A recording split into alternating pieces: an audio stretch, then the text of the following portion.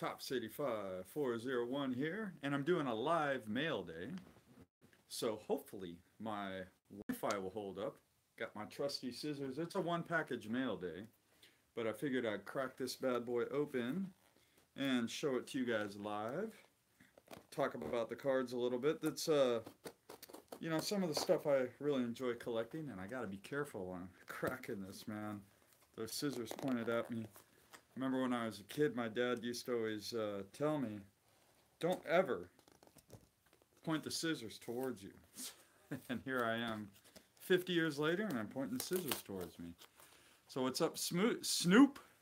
And big time sports cards.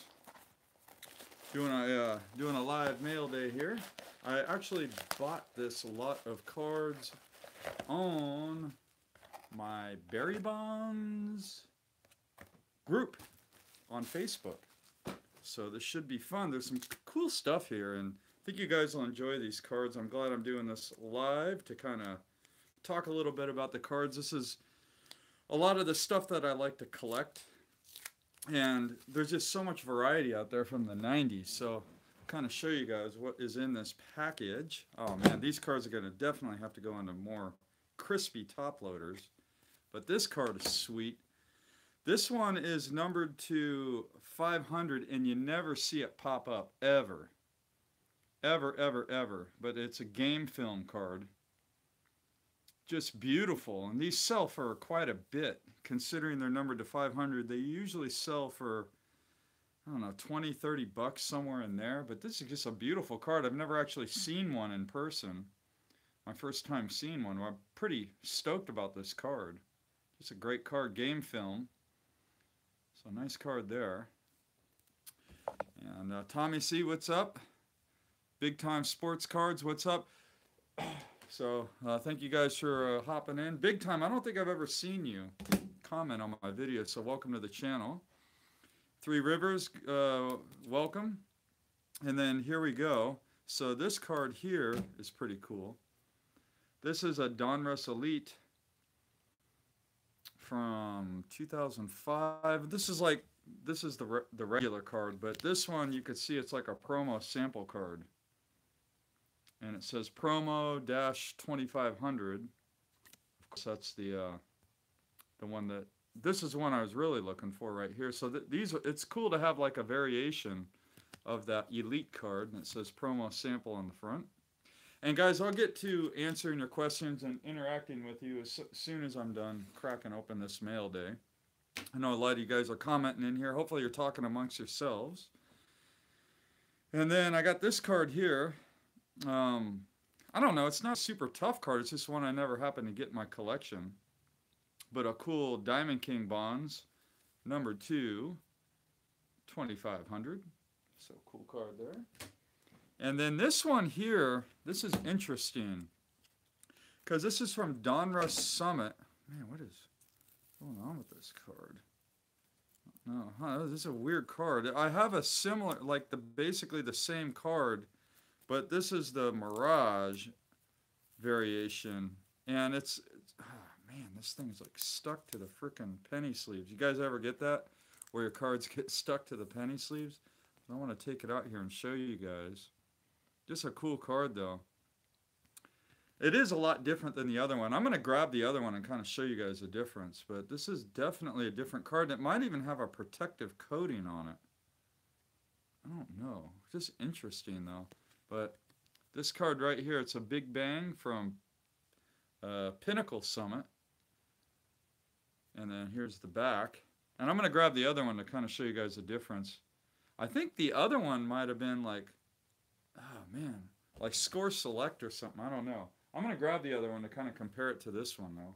But cool card. And then this one's real tough one. It's an old one here. Cool card. I'm going to take it out of the top loader, because I wonder what it feels like. I wonder.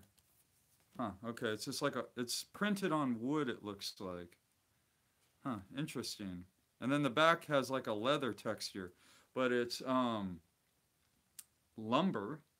So this side of the card is printed on a wood stock, and then leather is the backside, and it feels like leather. I don't know if it's, I doubt it's real leather, but it has a leather type feel. So cool card, man. So these are just some really cool 90s inserts. They're not super low print run, but they're tough to get, and they're these are all like, a lot of them are run you like, well, these three here, let me show you again. These three here typically run you between 20 and 30 bucks each. So I was real glad with the purchase. And then the other ones are just kind of throw-ins that the seller gave me, including that this one right here, the promo card, that one there. So I'm going to grab that other score select card just to show you guys the Big Bang, but this one is quite a bit different. Doesn't have the kind of shine that the other one has, but it's the Mirage. Oh, that's kind of cool. If you let me see if I can, if you hit it at a certain angle, you can see, like, see, it says, what does it say there? Pinnacle. Huh, interesting. It says Pinnacle if you hit it at a certain angle. Look at that. Never knew that about this card. I never had it before. So anyways, I'm going to grab the other one just to kind of compare. And I'm going to get my supplies out so I can put these cards in nice looking supplies. Because no one likes dirty, grungy top loaders and dirty, grungy penny sleeves. We like everything crispy, right guys? Alright, so I'll be right back.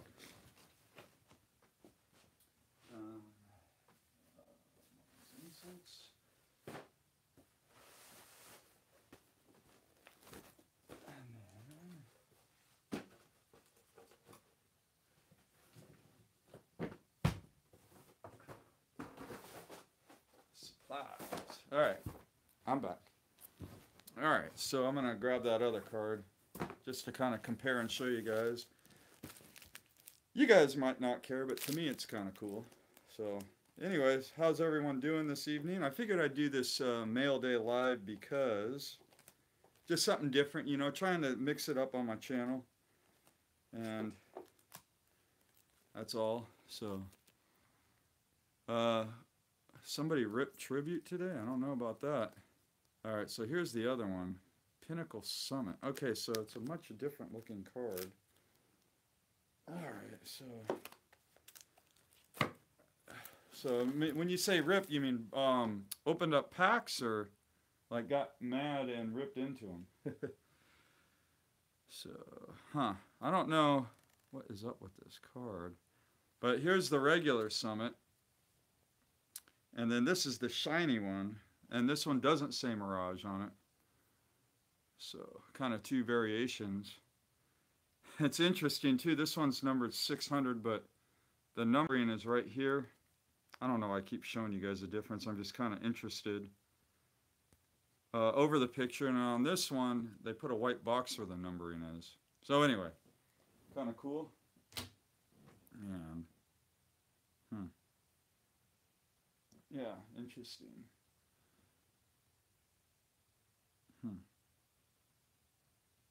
Very interesting. Alright, well, there we go, guys. That's that. I know you guys are watching me, like, look at my card like, what the hell is he thinking? So anyways, how's everybody doing? If I decide to upload this on YouTube, someone's going to watch this video like 20 years from now and be like, what was that guy thinking? Talking to himself and sorting his cards live. But sometimes that's what we do. That's what we do. Alright, so that'll look much crispier. So, nope, just had them in a video. Oh, okay, yeah. Snoop, I know you were talking about the 2018 Topps Tribute on your Beyond, or on your weekly show. So that was a great third weekly show. Guys, if you haven't checked out Snoop's channel, Snoop12922, and he has a weekly show called Inside the Hobby. And he just talks about what's going on in the hobby. Today's show was about Topps Tribute and that Mickey Mantle PSA 952 Topps that's up for auction. And what else did Snoop talk about? That's pretty much the highlights of it. I mean, I'm more of a baseball guy, so if there was other stuff, if it wasn't baseball related, I probably wasn't paying attention. And I'm thinking there's something also baseball related in there, but I can't think. Oh, I know what it was. It was all the variations on the on the Gypsy Queen. He had a big segment on all the Gypsy Queen variations, so that was really interesting. And then I saw someone busting. I think it was Mick 4347 busted in a few boxes of Gypsy Queen, and he was showing off some of the different variations. He had like the Gypsy Queen logo variation and a bunch of other cool cards. So want to check his video out too. He pulled an Otani numbered to 50 autograph. That was pretty cool. So if I pulled that card, I'd sell it like right away. Not that I'm a pack breaker or anything, but I'd sell it right away just because I think Otani is probably at the top of his market right now. When am I going to be a guest on Beyond Cardboard? I don't know, because I typically work Sundays during the time frame that you have for that show, so I'm not really available unless you want to make a later frame for the show, Mike. So, but for me it would have to be like 7 o'clock my time before I would be available to participate in the show, which I'd love to do. It's a fun idea, and people seem to really enjoy it. So you can make an exception. Okay. Well, I'm trying to think what Sunday. Obviously, this Sunday won't be good because it's Easter, and I don't want to make any kind of commitment on Easter Sunday. But the following Sunday, let me get back to you on that, Mike, because I have to see what my schedule is like. But shouldn't be too far out in the future before I can do that. I'm sure you have a couple of guests lined up anyway, so I'm sure. I mean, there's a lot of people that want to hop on and join you on that Beyond the Cardboard. So that's a great show. Though I still haven't checked out last week's episode with Garrett, but I know Card Cutter was on there, but I did see your video today, Mike, with your Babe Ruth Gem Mint 10. That was incredible. I know I commented on it. I'm sure you saw my comment by now, but man, that's just awesome, dude. So congratulations on that. If you guys haven't seen Mike, aka Baseball Collector's Babe Ruth PSA DNA slabbed Gem Mint 10 autograph, cut auto. That thing is incredible. Man, I mean, he was just at the end of the video, Mike was just like, look at it. I'm just going to let it sit here and let it marinate. And I looked at it the whole time. I was just like, wow, that is a beautiful autograph. So congratulations on that. And I'm sure you got to, when you look back on it, I'm sure you spent a lot of money on it. However, I'm sure that it was worth every penny now that it's come back slab to 10. And I remember when you originally got that autograph too, Mike, you were like complaining because PSA wanted a certain amount of money to get it graded, and you were hemming and hawing about getting it graded. But now that it's all said and done, I bet you're pretty fired up that you went ahead and got it graded. And maybe you got a better price by going through Slab City through Garrett's submission thing. But so yeah, that's for a Gem Mint 10. That's a good price. I can see why you put it in your safety deposit box too. That's a good move. So 3,700 is definitely, the value is there big time. So that's a good chunk of change, but you're definitely it's worth more than that in that PSA slab for sure. So guys, again, now that we got everything crispified, they look a lot better in the crispy top loaders. One of the ones, I just like to show this off because I get a kick out of these. But who likes a yellow top loader? $60 for the auto grade. So that's, man, I mean, just to protect the auto for $60 is worth it.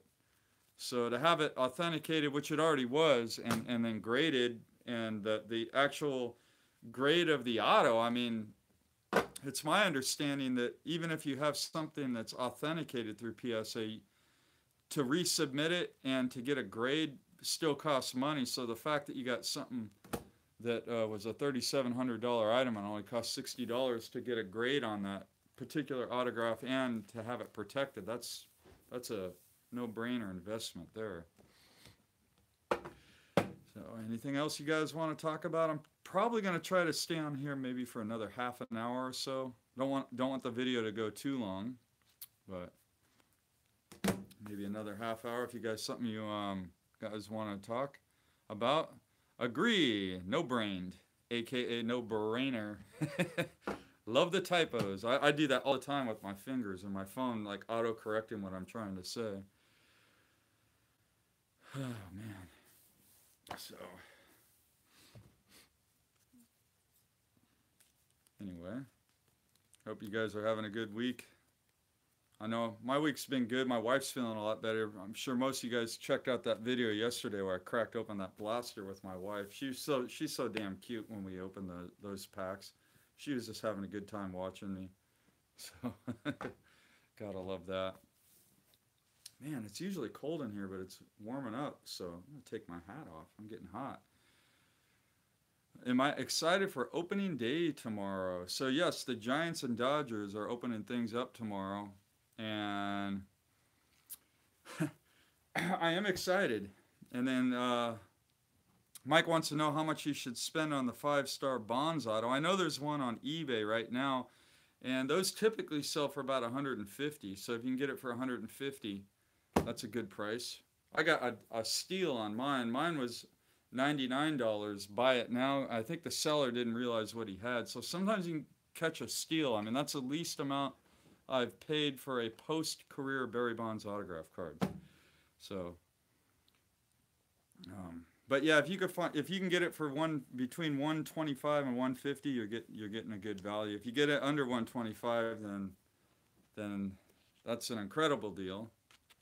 So, but that's a great card, that 5-star autograph from Bonds. That's the first card Bonds appeared in Topps post-career, was that 5-star set. And I remember when those cards first came out, the Bonds was selling for like $400. So it's just funny how when stuff first comes out, the prices are so high and then they just decline. And that's why we gotta love those box breakers. Put those cards into circulation. I think who was I talking about with that? I was talking about that the other day with somebody that you got to really be thankful for box breakers, man.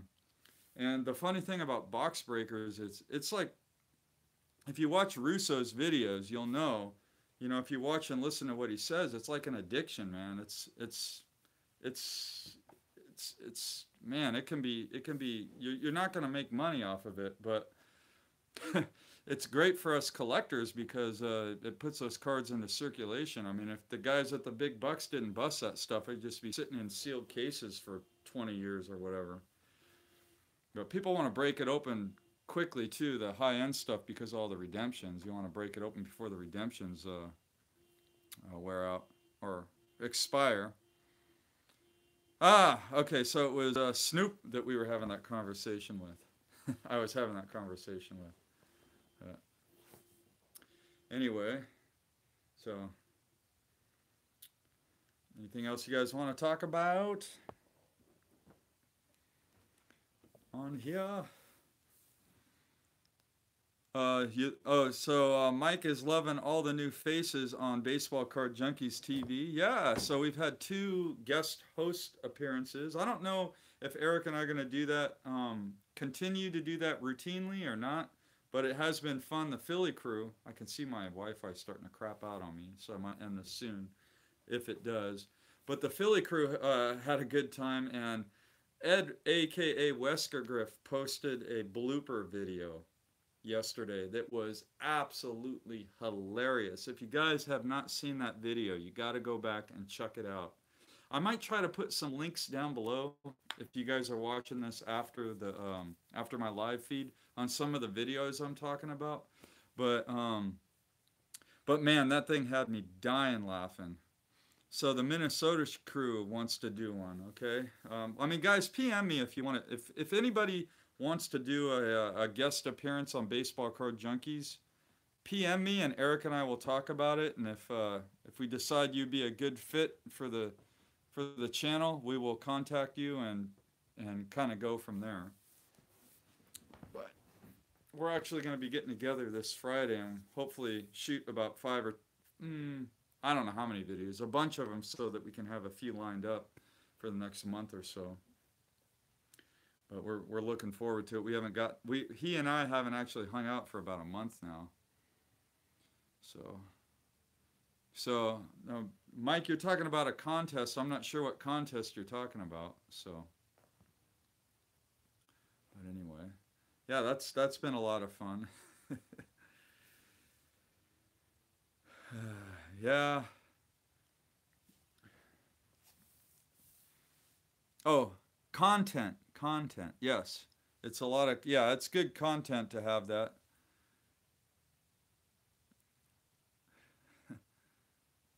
Okay. Well, if you guys want to do that, let me know. And we'll see how that goes. So I mean, you just PM me on the Baseball Card Junkies TV channel.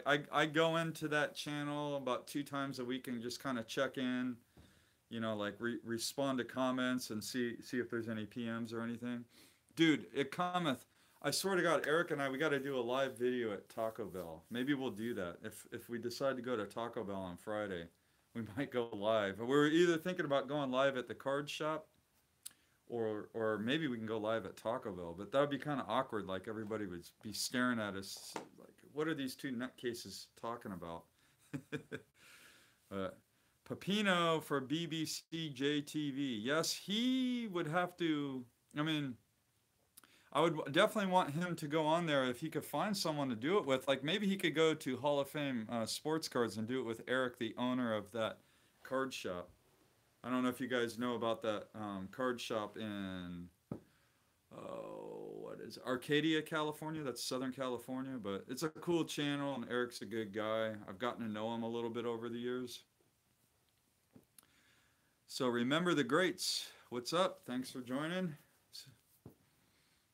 So okay, you guys want us to do a Taco Bell? What the hell? I mean, if we got enough juice on our phone, we can definitely do a live feed on Taco Bell. I gotta make sure my battery's fully charged up, because one thing I've learned is if I go live and I'm using the you know, I'm not at home, it takes like 20 minutes and my battery's dead.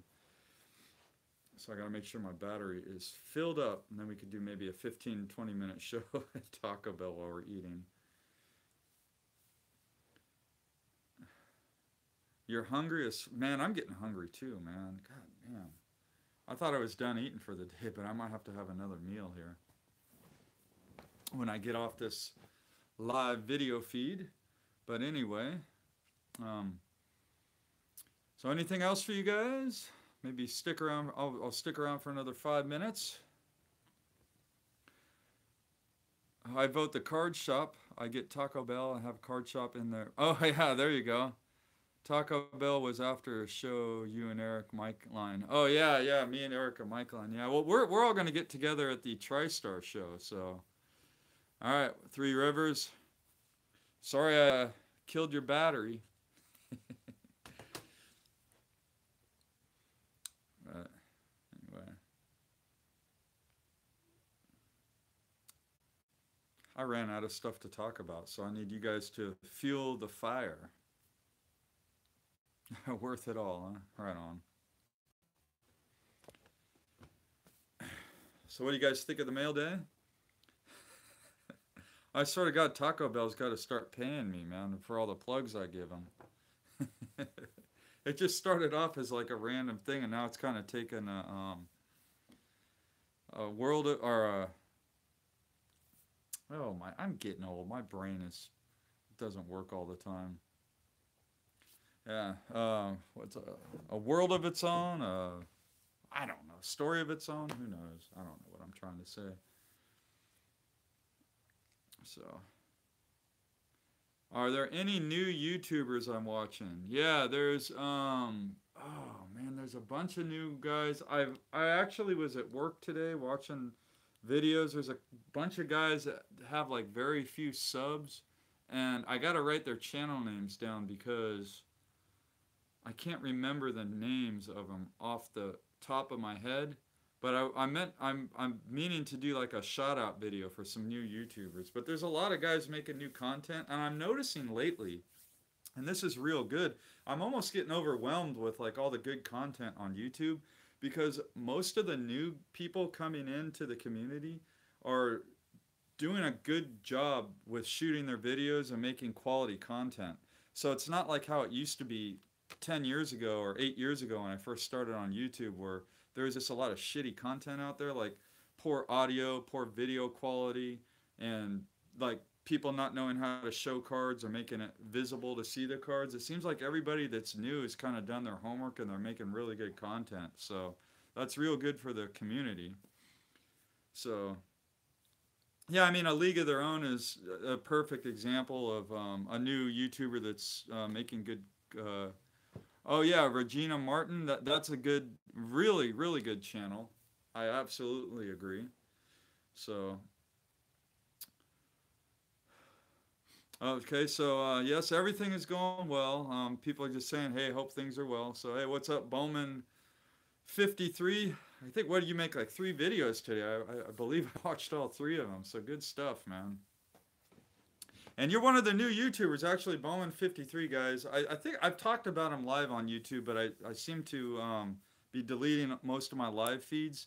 But he's got a great channel. Yeah, geez, Mikey is another good channel, new YouTuber. Guys, thanks for commenting and reminding me of all the great new channels out there. But yeah, just a lot of really good content coming in. So the community's been a lot of fun, and I'm loving everybody's collections. And what's good too about like all the new people coming into the community and just all the videos that I've been watching in general is there's such a big variety. I mean, you got the 80s collectors and the vintage collectors, and you got like set registry collectors, you got you know, pack breakers and people that like the 90s stuff, player collectors. I mean, just like every facet of the hobby is being represented in all the videos that are coming through, and it makes it a lot of fun. And I'm like a straight up junkie, as you guys know. I like all that stuff, so I like watching all those videos. As long as it's baseball,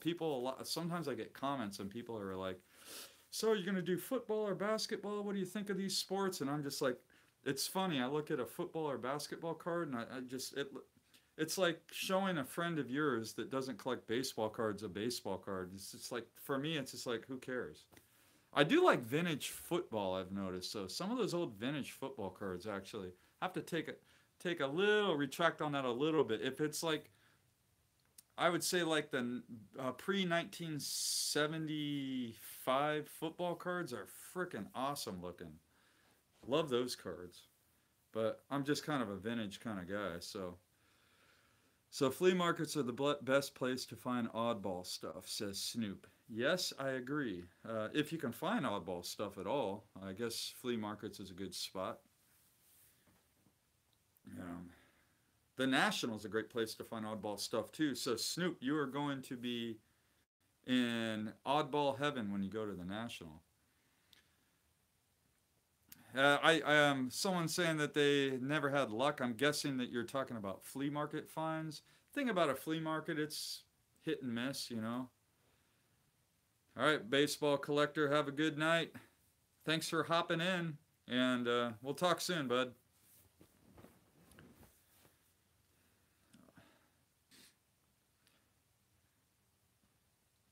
Anyway, I haven't gone to a flea market in a long time, but it would be fun to kind of see if I could find anything. Yeah, remember the great says it depends on what part of the country you're in. And actually, Snoop and I were talking about this the other day. I live on the West Coast, and it's really, really hard to find like vintage collections, like original vintage collections out here, because the Giants, the Dodgers didn't really you know, they didn't move out here till 1958. So like 59 tops. You see a lot of 59 tops and beyond. But anything pre 1959 tops, you never see that stuff out here, barely ever at all, unless you go to a card show. And I think it's because the Giants and Dodgers were in New York prior to that, so kids didn't collect baseball cards like they did on the East Coast. And I bet you flea markets, there's a lot more vintage stuff out that way as well, just because, you know, I mean, kids were, the card collecting was a lot more popular on the East Coast and the West Coast up until the late 50s, like 59. You see a lot of 59 tops cards out here, but pre 59, man, you just don't see that stuff very often, unless you're at a card show and you got dealers coming from the East Coast. So.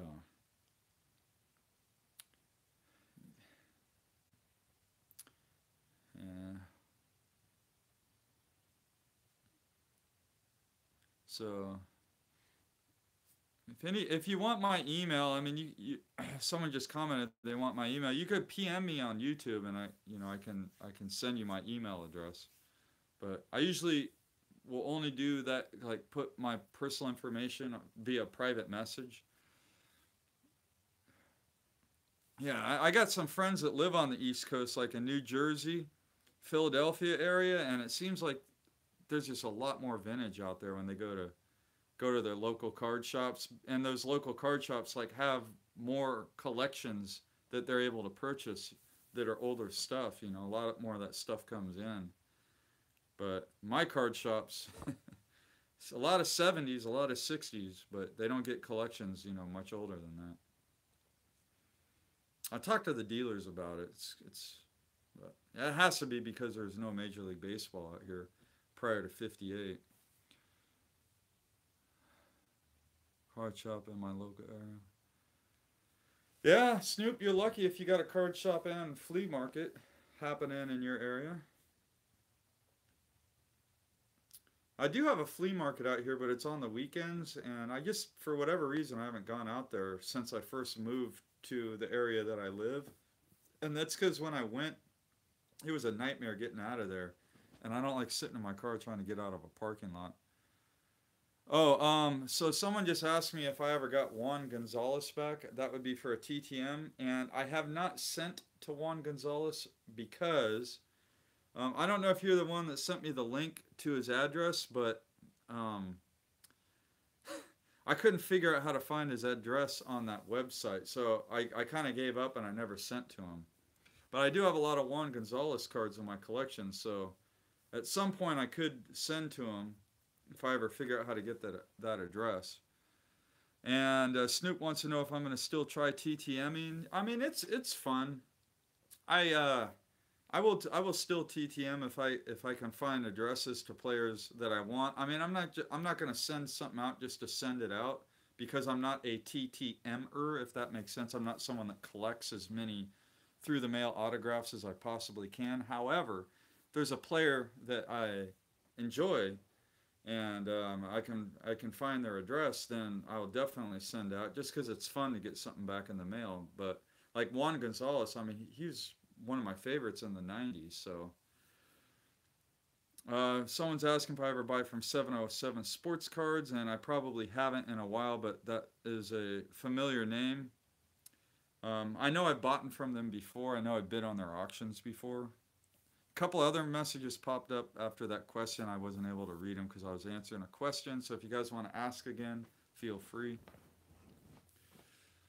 Like I say, sometimes when those messages pop up, it can be a little bit overwhelming. I can't read them all and answer questions at the same time because they only stay up for about 5 to 10 seconds where I can read them. So that's what's up with that. I'm not like a speed reader or anything. Anybody else? Thoughts on 707? Did you have a question about 707 Sports Cards? Or, I mean, I bought from them before. I'm not like one of those people that go on eBay and buy the seller. I'm more buy the card. So I'm not looking for specific people's auctions. I'm looking for specific cards in an auction. Well, if they seem high, and there's other options, don't buy from them. I mean, that's like, to me, if you're gonna like, if you're a buyer, okay, I'll just give my thoughts on that. If you're a buyer and you think that there's a seller on eBay and they're selling their cards for more than you're willing to pay, you have the option of not buying from them. And someone just put a comment up about Gonzalez, but I was just sharing my thoughts. Like, for example, for me, or if there's just like a seller you don't like. I mean, for me, the one company I hate buying from. I can't stand them, and they have a million cards that I'd love to add to my collection, but I just don't like the seller. It's Burbank Sports Cards, and it's not even the pricing. They are a little bit steep, but it's the way they ship their cards. Every time I've ever bought from Burbank Sports Cards, it's been the worst shipping ever. I remember once I bought like a lot of, or I bought like 10 cards from them, and they were all like cards numbered to 100 or less of Barry Bonds, and they sent it, I'll show you.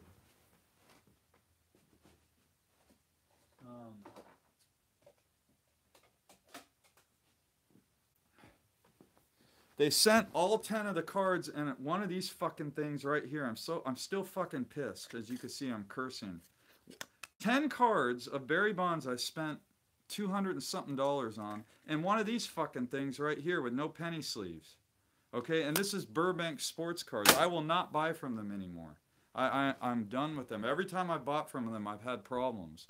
One other time they sent me a Barry Bonds card, like a pretty tough to find card, in one of those snap tight cases, the real old kind, and the card actually had damage from the case. I'm like, what are you keeping your cards in these snap tight cases for? Put it in a top loader. Every card should be in a top loader and a penny sleeve from Burbank. I don't understand why they have such crappy shipping, but I can't stand them. So that's my rant on eBay sellers. I guess the bottom line is, if you don't like 707, don't buy from them. And I don't buy from Burbank anymore, even though they have a lot of stuff that I would love to add to my collection. Just won't do it anymore. And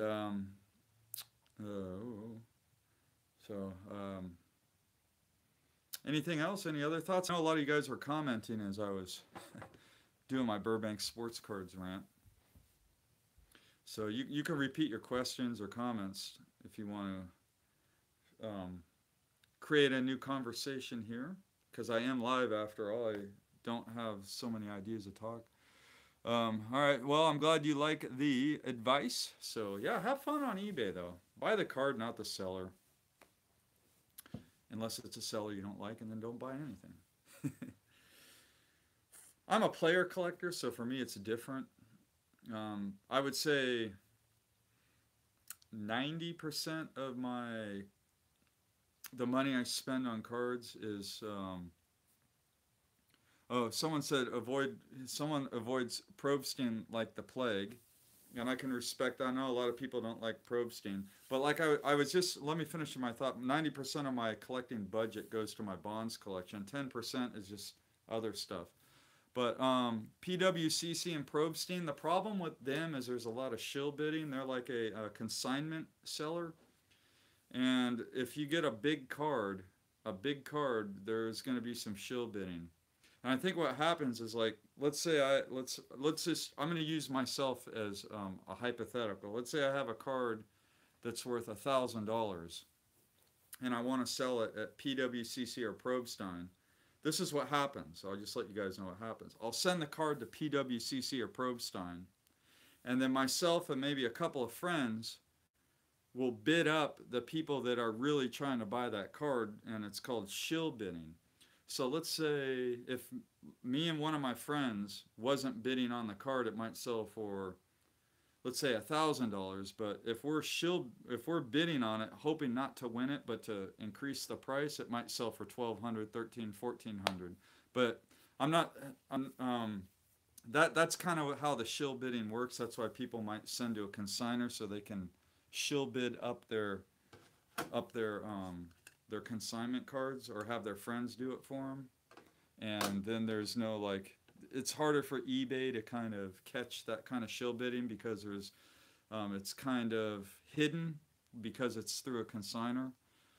But I mean, the consignment people, I don't think they care. They just want to get their cut of the final auction fee.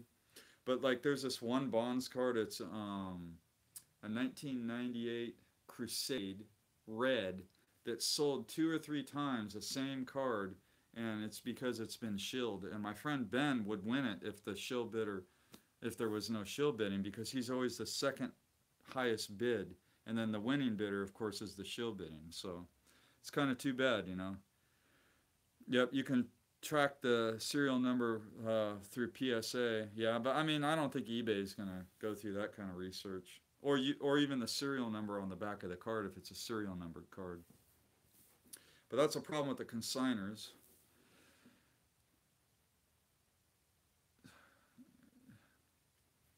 Yeah, well, people that are watching this, if they're not watching it live, hopefully you'll understand how the shill bidding works and why a lot of people complain about PWCC and those consignment auction houses. I know Nolan Elite Co 3 said he was thinking about consigning, and he thought he could do it better than those guys. And I'm sure he's someone that would be able to kind of track any kind of shill bidding, and that would definitely bring a lot of traffic to his eBay store.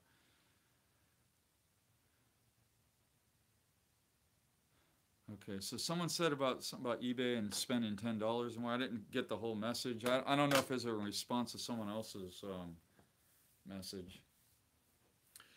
Anyway, anything else you guys want to bullshit about tonight? Probably stay on here for about another 5 minutes unless there's a good topic that pops up.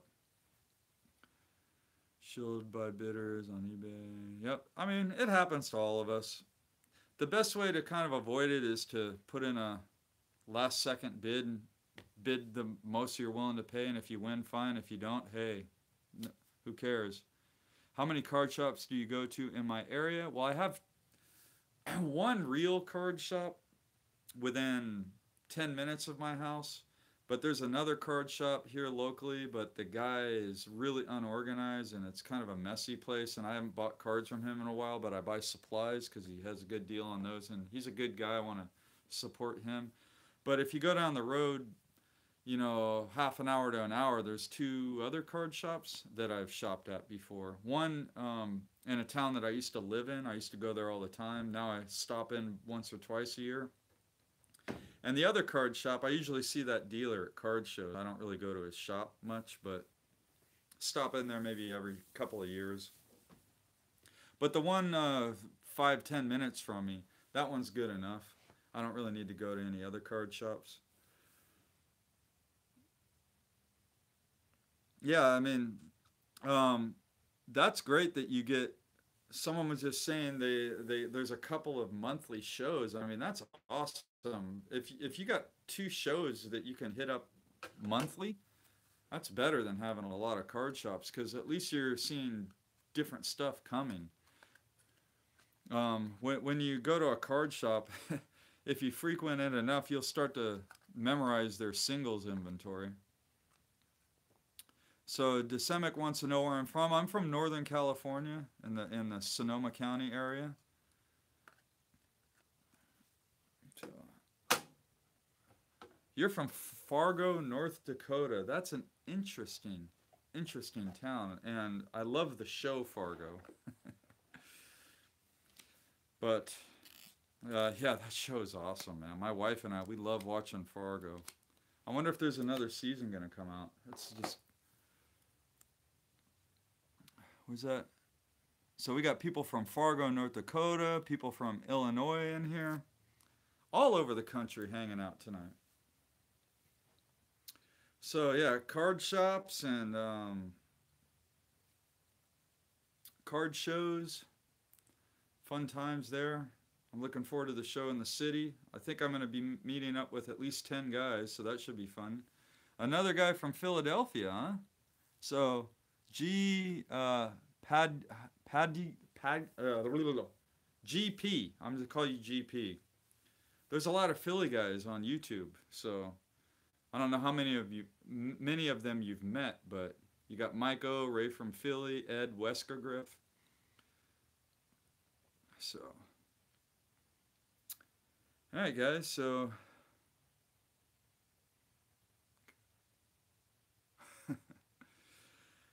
all right, guys, I'm going to get off here because I'm going to post this video on my channel. I don't want it to be too long, but I appreciate everybody hopping on. It was a fun time tonight, and thank you, everybody, for watching the mail day. I'm going to show off the cards that I did get my mail day once again before I hop off here, just because maybe some of you guys didn't see the mail day.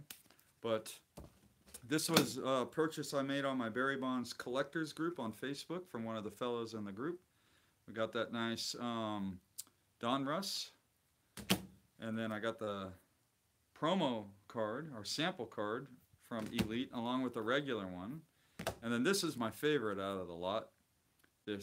I've been wanting this card for years. It's taken me a long time to pick this card up just because it sells for so much for a card that's numbered to 500. It's a pretty expensive card though. It's called Game Film. Really sweet card there. And this is my second favorite one, Leather and Lumber. And the front of this card is like wood, and then the back of it's like leather. So super cool card there. These are all 90s inserts. And I got the Big Bang Mirage. So there we go, guys. Those are the pickups. And thanks for joining me tonight and for all the conversation. And as always, happy collecting.